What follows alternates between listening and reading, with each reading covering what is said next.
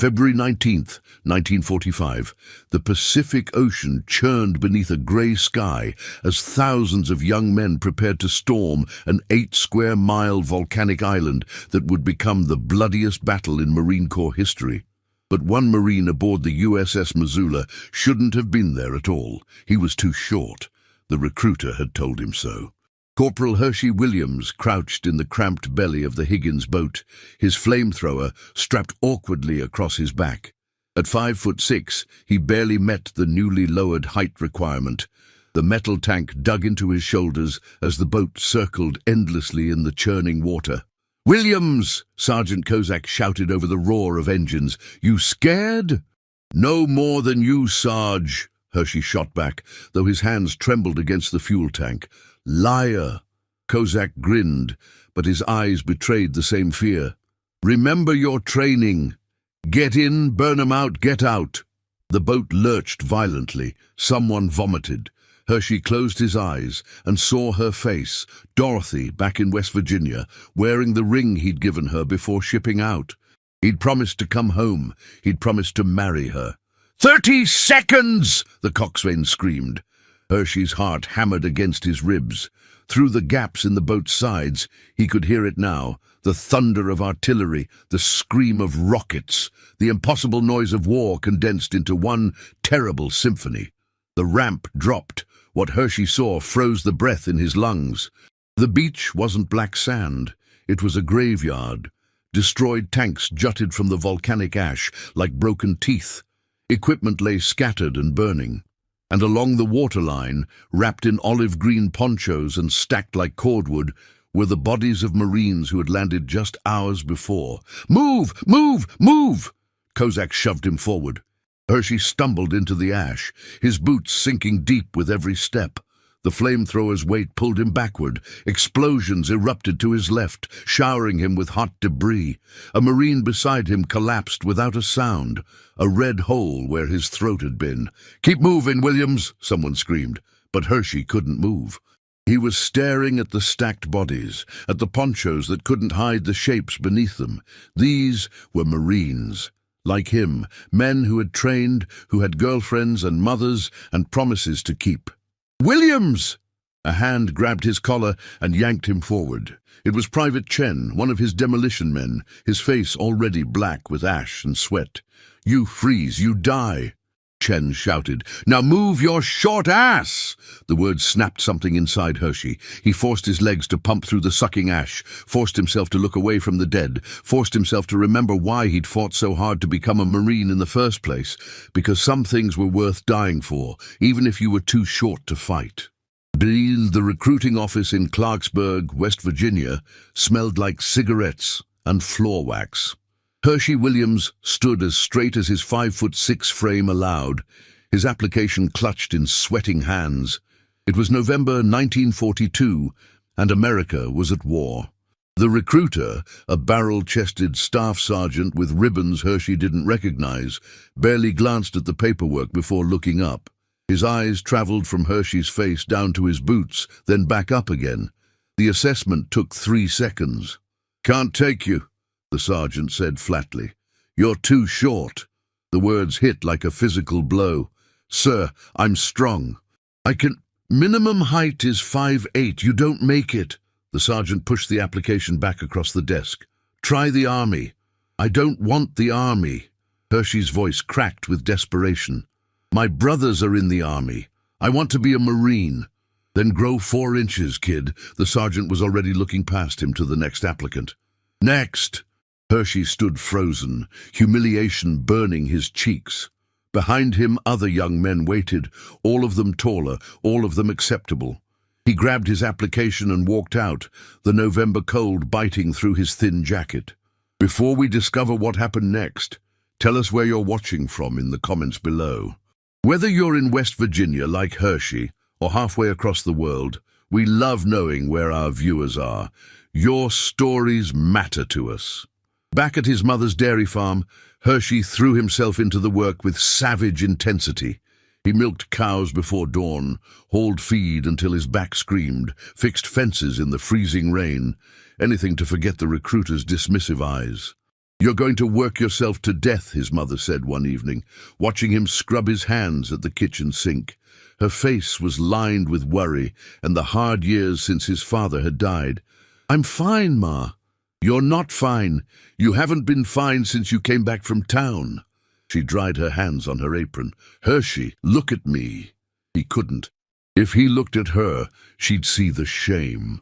"The Marines said no, didn't they?" His silence was answer enough. "Then it wasn't meant to be," she said softly. "You're needed here. The farm will be fine." Hershey finally met her eyes. "Ma, there's a war on. Boys are dying. And I'm here milking cows because I'm 2 inches too short?" "You're here because you're alive," she said sharply. "And I'd like to keep you that way. What about freedom, Ma? What about everything Dad taught us?" His voice rose. "He always said some things are worth fighting for, worth dying for."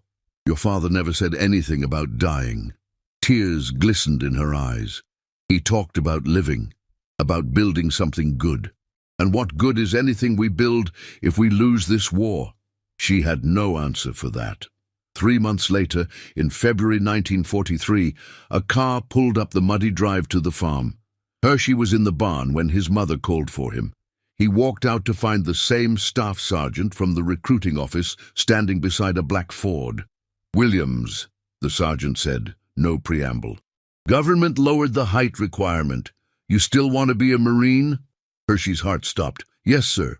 "Then get in the car. We leave in an hour." His mother's face went white. "An hour? He needs time to—" "Ma." Hershey took her hands. They were rough from years of farm work, strong hands that had held the family together. "I have to go." "I know," she whispered. "I've always known." 60 minutes later, Hershey Williams climbed into the staff sergeant's Ford with a single bag of belongings.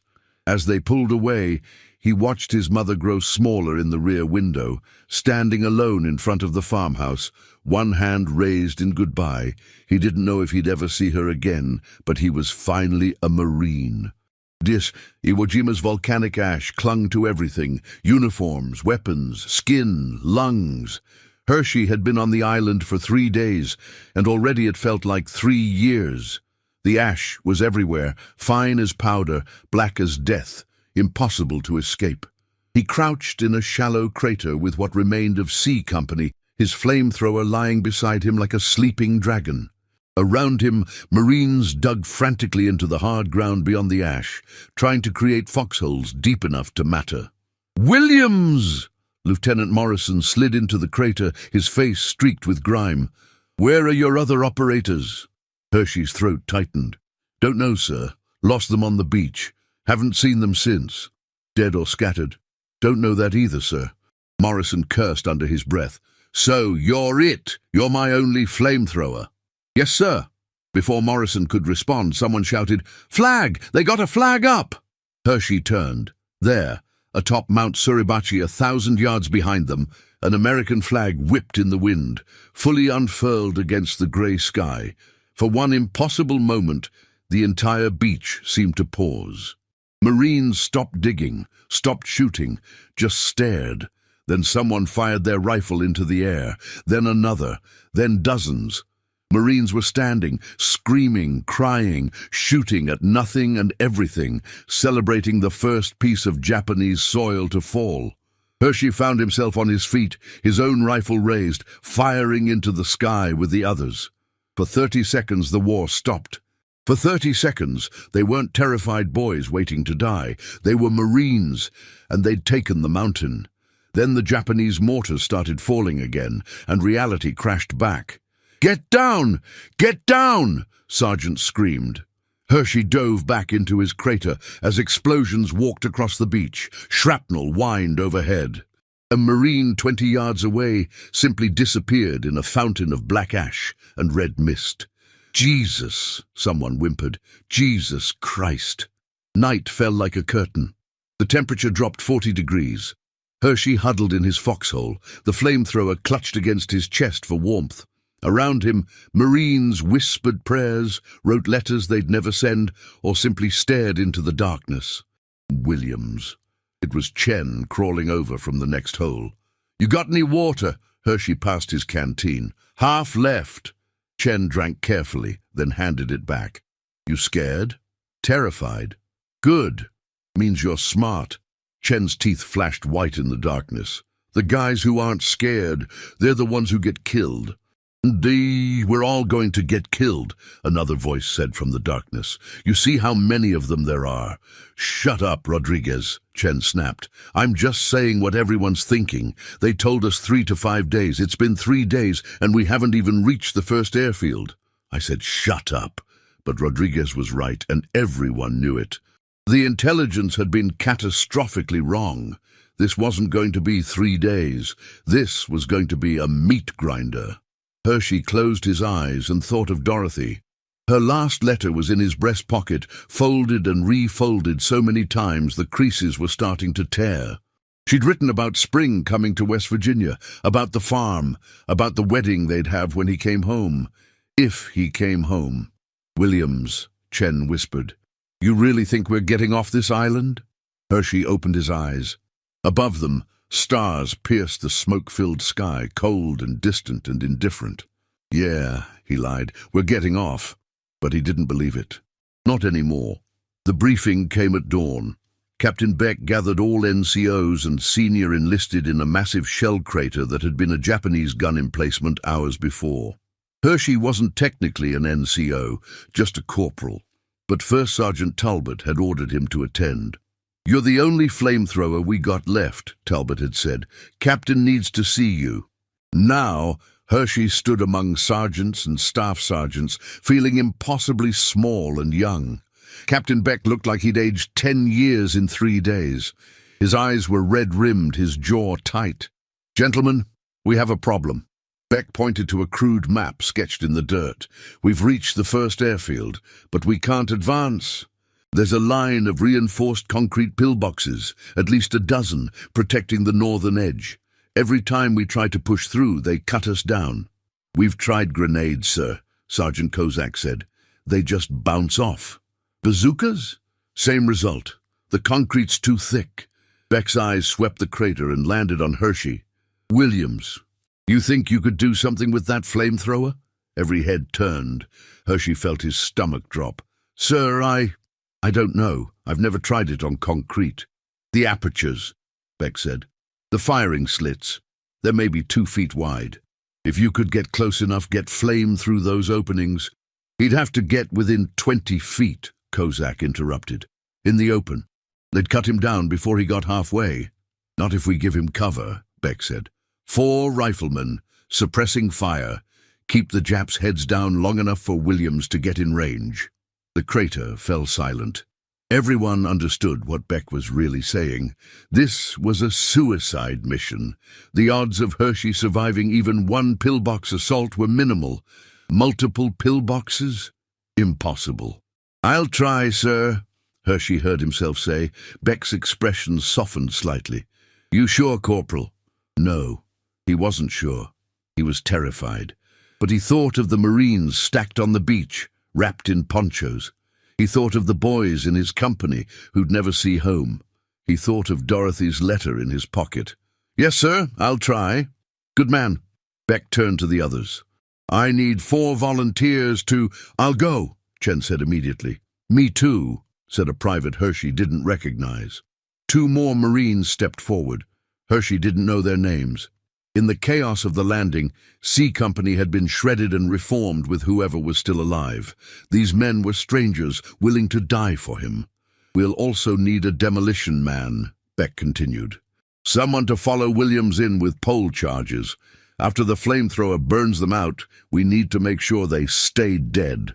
I can do that, sir, said a lanky corporal with a Tennessee accent. Name's Jacobs. Beck nodded. All right. Williams, you pick your first target. The rest of you stay tight on him, suppressing fire only. Don't waste ammunition. We move in 5 minutes. The meeting broke up. Hershey's hands were shaking so badly he could barely strap on his flamethrower. Chen helped him with the buckles. You don't have to do this, Chen said quietly. Yeah, I do. Why? Because Beck ordered it? Hershey shook his head. Because I'm the only one who can. Chen studied him for a long moment. then nodded. Then let's make it count. They moved out in a loose formation, Hershey in the center, his 4 riflemen spread around him, Jacobs trailing behind with a satchel of explosives. The first pillbox was 70 yards away, a low concrete dome with a single dark slit facing them. "On my mark," Hershey said, surprised by how steady his voice sounded. 3, 2, 1, go! They burst from cover, and the world exploded. Just 30 bullets cracked past Hershey's head like angry hornets. He ran in a crouch, the flamethrower's weight throwing off his balance, his boots slipping in the volcanic ash. Beside him, his 4 riflemen fired as they moved, their M1s barking in rapid succession. "Suppressing fire!" Chen screamed. "Keep their heads down!" Hershey's lungs burned. 50 yards to the pillbox. 40. The dark aperture seemed to stare at him like a malevolent eye.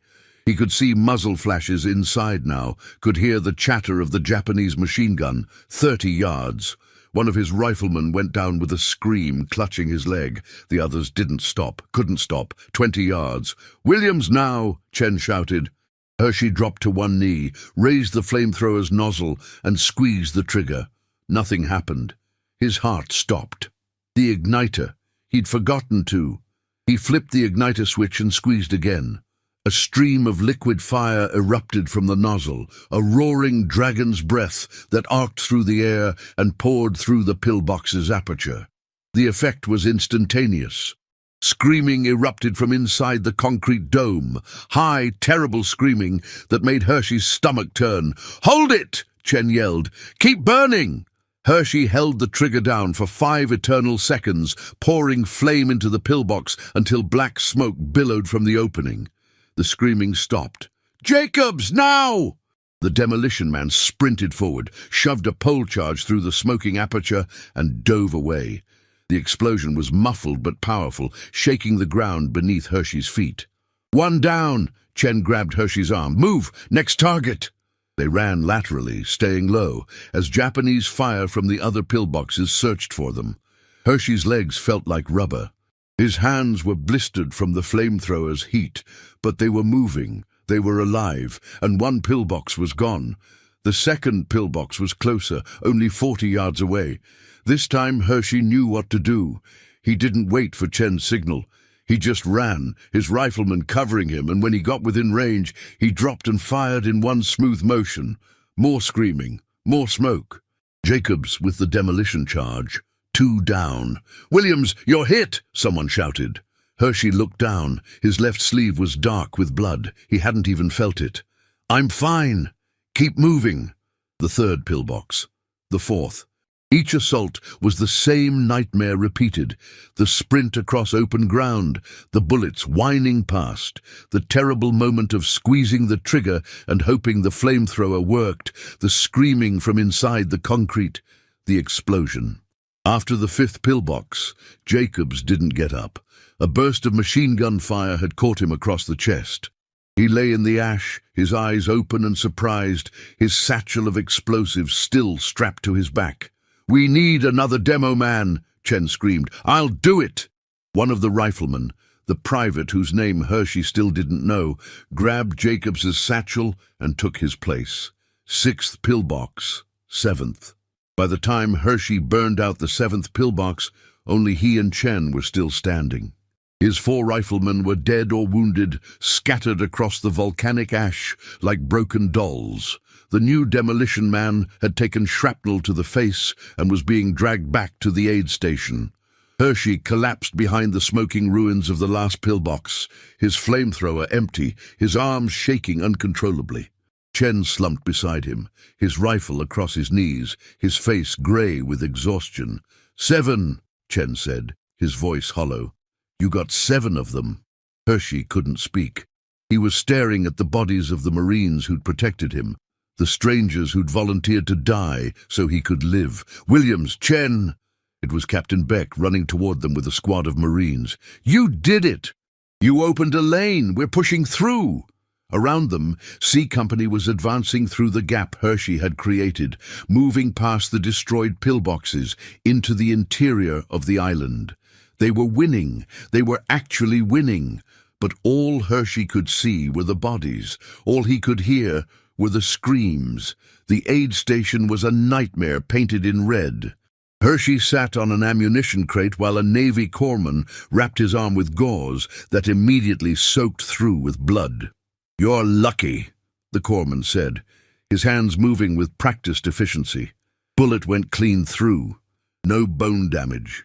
Lucky. Hershey almost laughed. 2 Marines had died protecting him today. 4 more were wounded. And he was lucky. "Can I go back?" Hershey asked. The corpsman looked at him like he was insane. "Back? You need to rest. You've lost blood. You're in shock." "Can I go back?" Hershey repeated. The corpsman sighed and tied off the bandage. "You Marines are all crazy. Yeah, you can go back, but that arm's going to hurt like hell once the adrenaline wears off." Hershey stood, testing his weight. His legs held. He picked up his empty flamethrower, he'd need to refuel it, and started walking back toward C Company's position. "Williams!" Captain Beck intercepted him halfway. "What are you doing? You should be resting." "I'm fine, sir." Beck studied him with those exhausted eyes. "No, you're not. None of us are." He paused. "But we need you. We've got more pillboxes ahead. Can you do it again?" Could he? Hershey thought of the screaming, the bodies, the way the flame had poured through those concrete apertures like liquid death.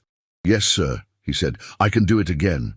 "Good, because—" Beck stopped mid-sentence, his eyes widening. "Get down!" The mortar round hit 20 feet away. The explosion lifted Hershey off his feet and slammed him into the ground. His ears rang. His vision blurred. When he could finally see again, Beck was on top of him, shielding him with his own body. "You okay?" Beck shouted, though Hershey could barely hear him. "Yeah. You?" Beck rolled off and checked himself. "Still in one piece." He helped Hershey to his feet. "Listen to me, Williams. What you did today, opening that lane, it changed everything. Division Command is calling it the breakthrough that saved the operation." "Sir, you just saved hundreds of lives," Beck interrupted. "Maybe thousands. Those pillboxes had us pinned. We couldn't advance, couldn't retreat. You gave us a way forward." Hershey shook his head. "The Marines who covered me, sir. They're the ones who—" "I know."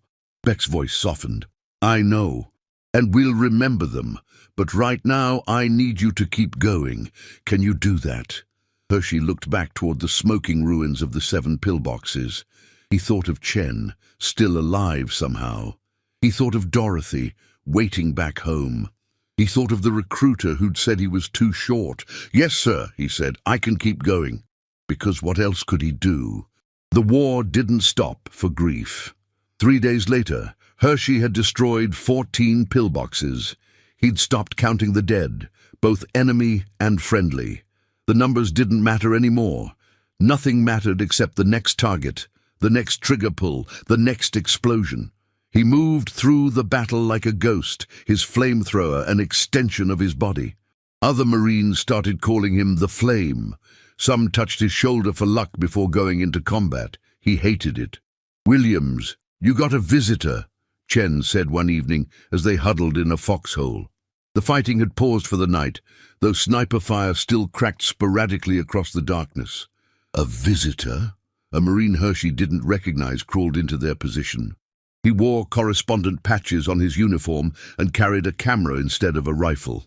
"Corporal Williams, I'm Sergeant Dashel with Marine Corps Combat Correspondence. I'd like to ask you some questions about—" "No," Hershey said flatly.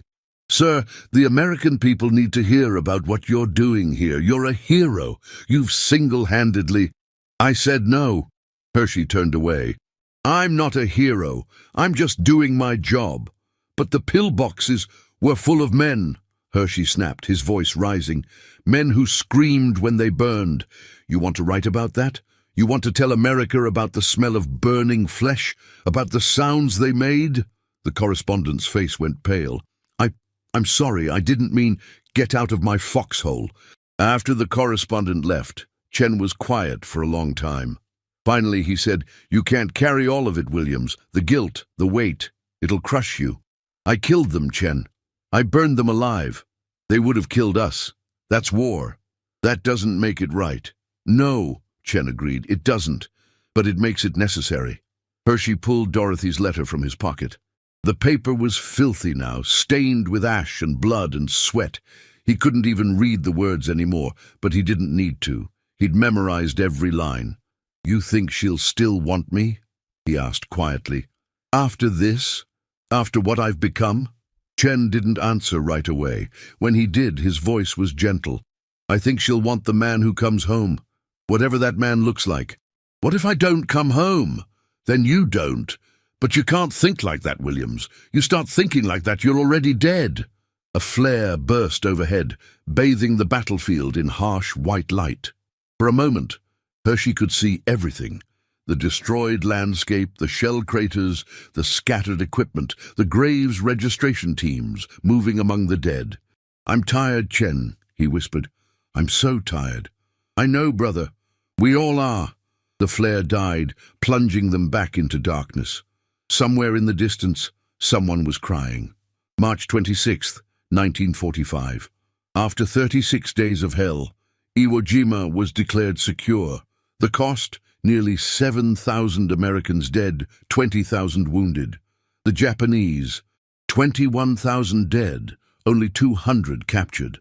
Hershey Williams sat on the black sand beach where he'd landed 5 weeks earlier, watching ships load the wounded for transport home. His flamethrower lay beside him, empty and silent. He'd destroyed 21 pillboxes in total. He'd lost count of how many men he'd killed. Williams. First Sergeant Talbot approached, his uniform somehow still crisp despite the weeks of combat. "You're being sent back to Hawaii. Division Command wants to see you." "Why?" "Didn't say. Just said to get you on the next transport." Talbot paused. "You did good work here, Corporal. Real good work." Hershey didn't respond. What was there to say? The transport ship was crowded with wounded Marines, men missing limbs, men with bandaged faces, men who stared at nothing with empty eyes. Hershey found a corner on deck and sat with his back against a bulkhead, watching Iwo Jima shrink in the distance. He'd survived. Against all odds, against all logic, he'd survived. But he didn't feel like a survivor. He felt like a ghost. "You're Williams, right?" A Marine with his arm in a sling sat down beside him. "The flamethrower guy?" "Yeah. I was in Baker Company. We pushed through the gap you opened on the 4th day. You saved our asses, man. We'd have been stuck on that beach forever if you hadn't—" "I don't want to talk about it," Hershey interrupted. The Marine fell silent, then nodded. "Yeah, okay. I get it." But he didn't get it. Nobody got it. Nobody understood what it was like to squeeze that trigger, to hear the screaming, to smell the burning, to know that you were the one causing it. Necessary or not, justified or not, he was the one who'd done it. That night, Hershey dreamed of the pillboxes. In his dream, he opened the concrete domes and found not Japanese soldiers, but Marines. Chen, Captain Beck, the 4 riflemen who'd died protecting him, all of them burning, all of them screaming, all of them reaching for him with blackened hands. He woke up choking on a scream. A corpsman found him on deck at 300, shaking and unable to breathe. "Easy, Marine. Easy. You're safe now. You're going home." But Hershey knew the truth. He'd never be safe again. Home was just another battlefield. Hawaii felt like another planet. Green trees, fresh water, women in clean dresses. Hershey walked through it all like a man underwater, everything muffled and distant and unreal. Division headquarters was a pristine white building that had never seen combat. Inside, officers with clean uniforms and soft hands processed paperwork and made decisions that would send more boys to die on more islands.